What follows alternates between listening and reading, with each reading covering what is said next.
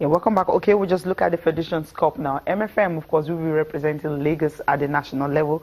And of course, you also have FROSC from FCT will also representing Abuja and the team they defeated. But then we'll start with MFM. What happened? 3-1, they beat Spartan. Without Stephen Ode, you have the likes of Olatubosun scoring. And of course, also scoring. And Okon standing also on score sheet to beat Spartan 3-1. Chinasa, what do you make of this game? Without Stephen Ode, they didn't have any issues. They just had to go out there. It was expected because MFN, you know, we've seen what they've been doing in the league so far this season, actually challenging for the title. And the fact that Stephen Ode not being in the team, I know the likes of, like you just mentioned, Shisiku Olatubosun and anyone will want to show that this team is more than Stephen Ode. And but the good news is that he has come back and he's apologized, you know, because he wants to get back into the team immediately and start at the second stanza of the league. But good work for MFM. They will represent Lagos in the FA Cup, or Federations Cup rather. Abuja. FROSC winning FCT FA Cup. The Federal Safety Club emerged the winner after a penalty shootout. They scored all the 4 penalties out of the 5 kicks they had, beating the FCT team. But it ended 2-2. It's like they were just scoring back and forth. I mean, it's wonderful. 6 goals to 4. That was how the penalty ended. But then first half and second half, the game ended 2-2, and they had to go into penalties. For the coach of FRSC, Akande Onigbide, and of course his colleague from the Abuja Express, who both of them will be representing Abuja, of course they said, well, the game was really back and forth, and they had to hold on to be able to win it. So another team we have to be watching out for is this Federal Road Safety Club Football Club.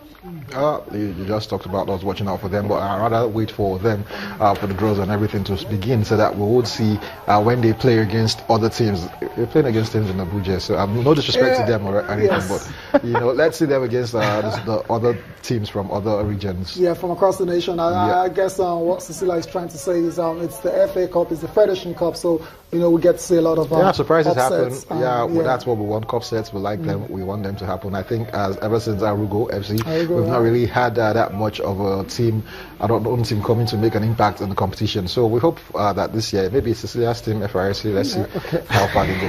Cecilia, still, let's do okay, I have a club now.